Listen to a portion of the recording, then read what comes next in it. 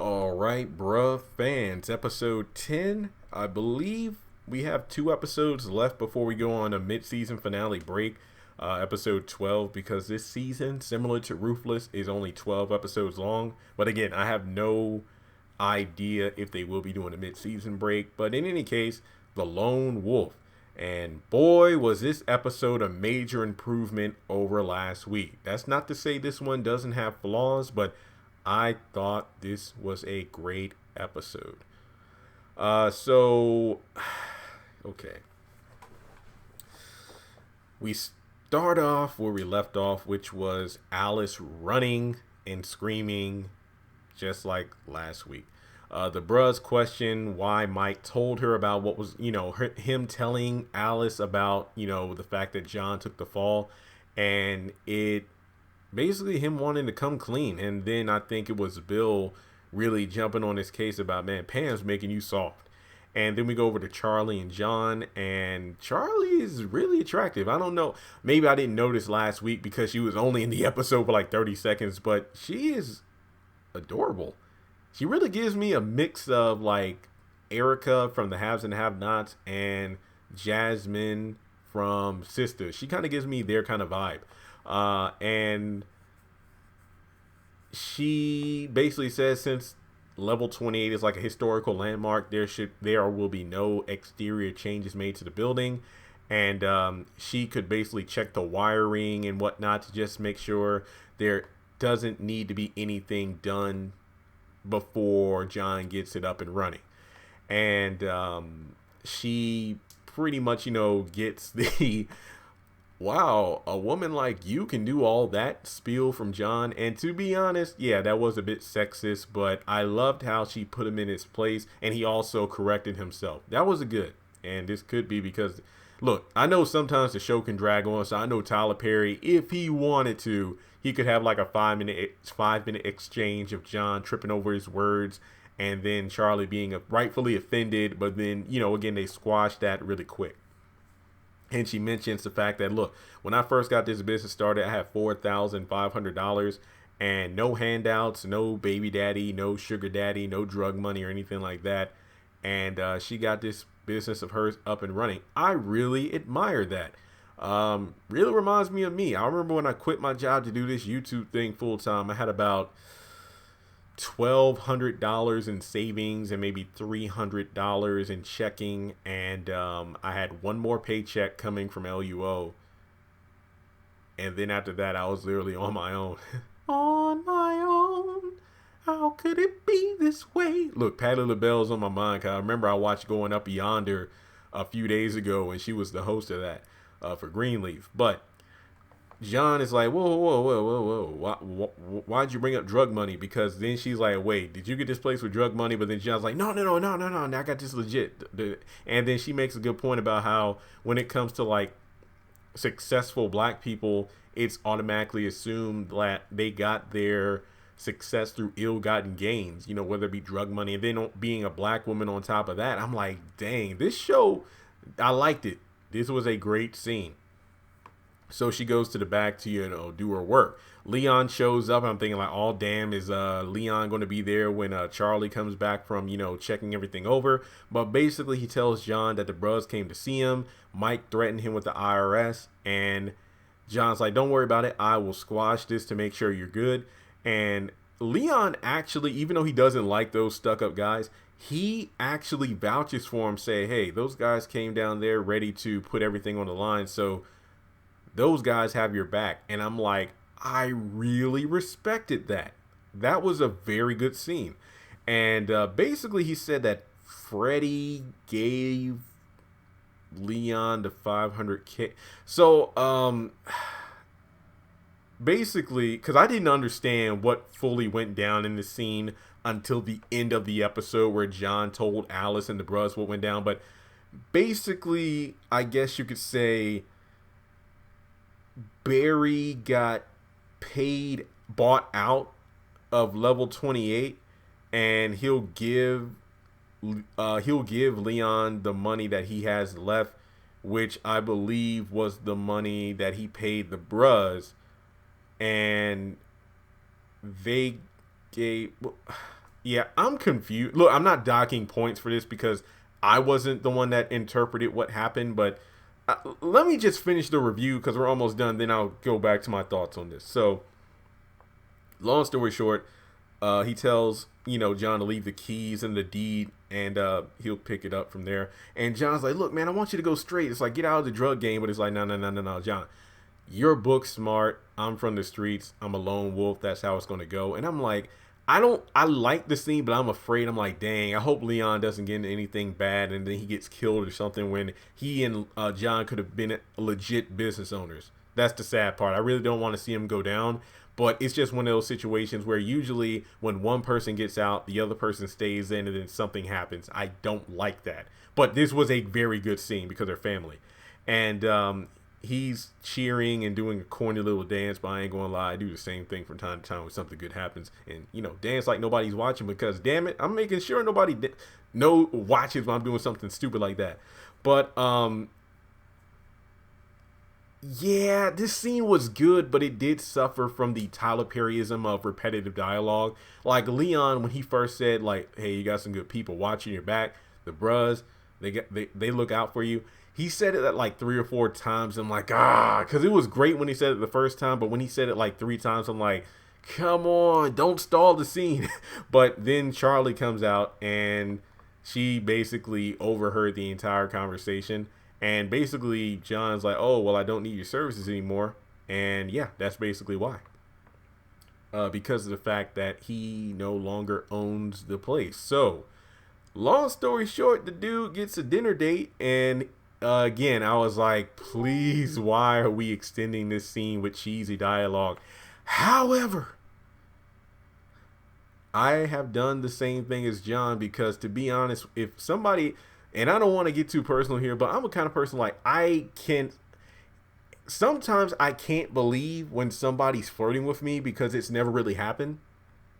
Because I've never been that dude. It's like, I guess you could say I've always been like the least attractive one in the friend group of guys, like even back in college and whatnot, which explains why all those guys are married now. Most of them were married to like girls had crushes on, but I was like 5'7". I still am 5'7", and they were like over 6 feet, the tall muscular guys. I was just the book guy. And yeah, I was cute, I was friendly, but no, they wanted the big muscular dudes and whatnot. I mean, they're good people. I'm still friends with them today. But yeah, so for like, I was kind of like the John of the group, if you will, because Bill and Tom are way taller. Mike is shorter, but he's an asshole, and girls like that. I'm pretty much, I would say I was the John of the friend group. I mean, I wouldn't take the fall for anybody if they, sexually assaulted someone, but you know what I mean. So yeah, I can definitely relate with John there. So yeah, when a girl's like, oh, let's dinner, trust and believe I would probably have the same reaction. I know that's the wrong thing to do, like question it. I know he would say he was just teasing, but I would legitimately feel like, am I being, what was that show back in the day? Punked? I would literally feel that way. So even though it was cringy to watch, I'm like, I'm not going to dock points from the episode because I would do the exact same thing. Sure, it isn't smooth. Some girls might think it's adorable, while other people say, you know what, just forget it. But I am a John, so I can actually see where he's coming from there.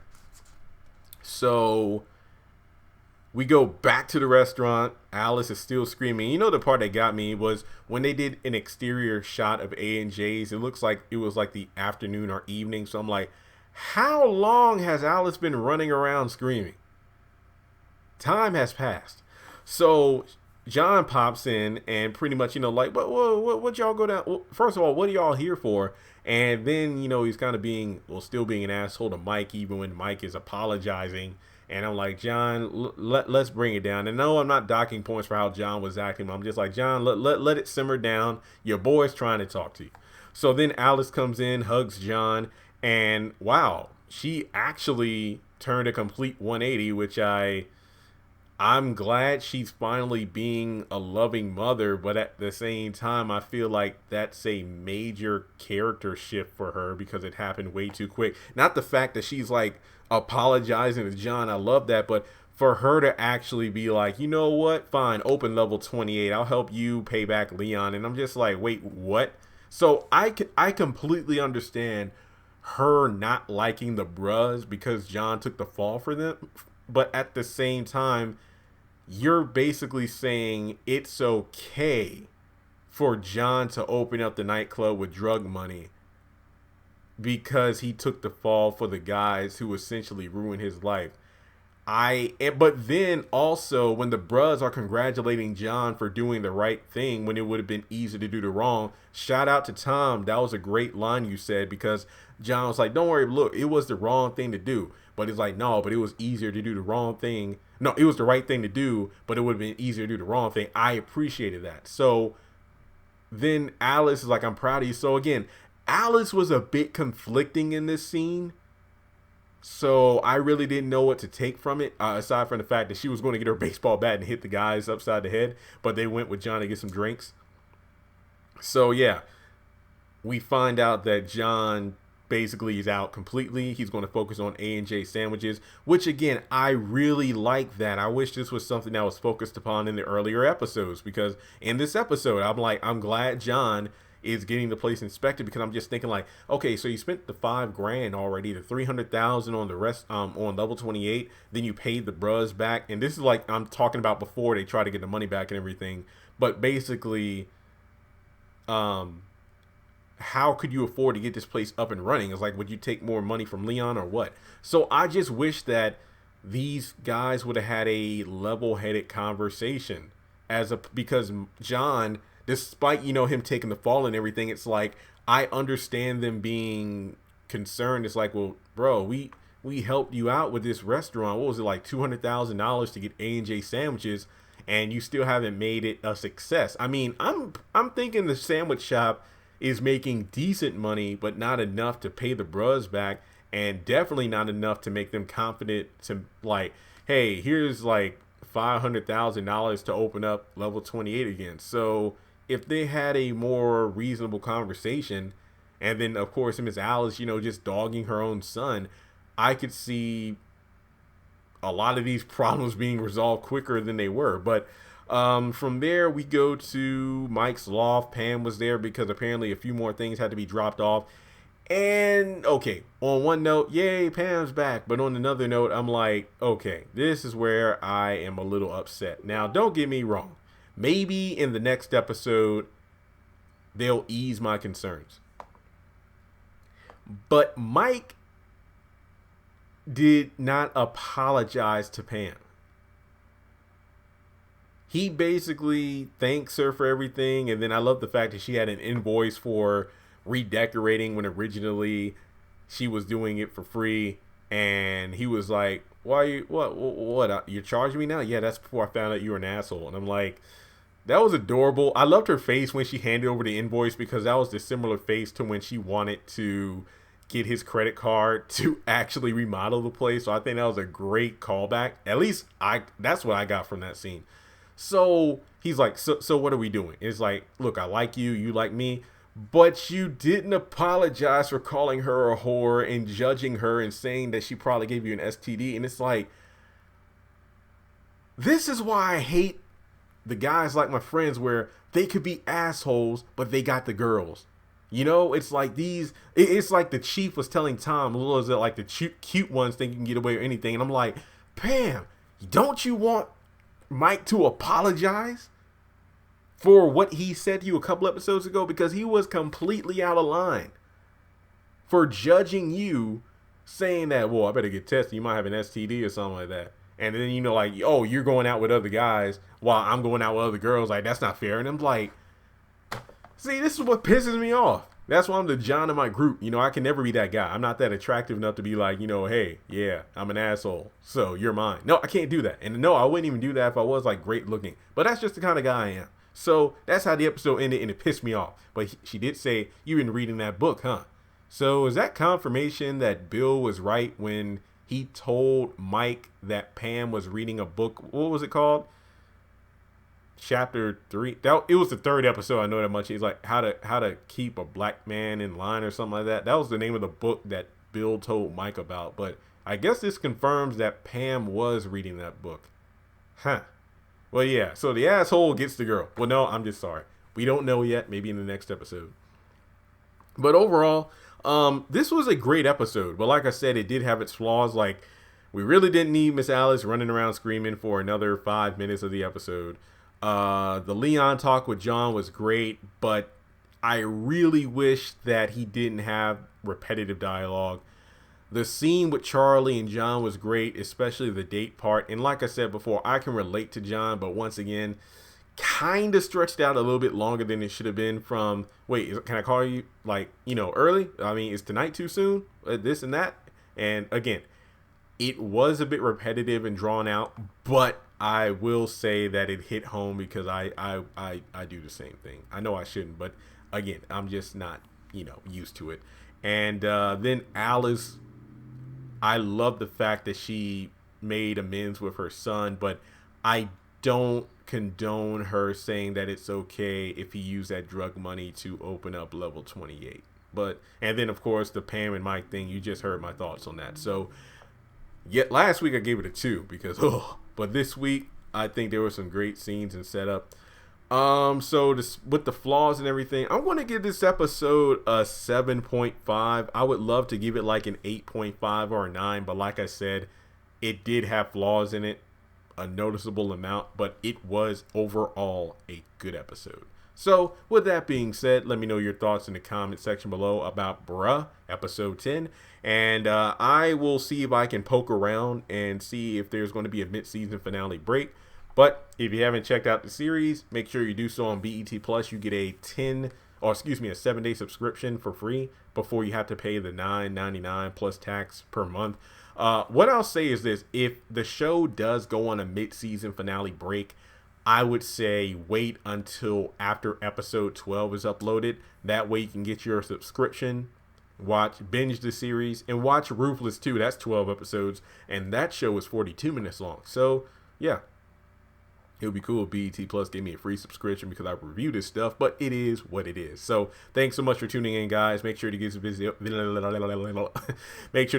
a thumbs up. Follow me on social media. Links are in the description below. If you would like to donate to the channel, feel free to do so by hitting me up on PayPal or Cash App. Not required, but it's appreciated. Or join my Patreon for as little as $1 a month. And with that being said, I'll talk to you in the next video.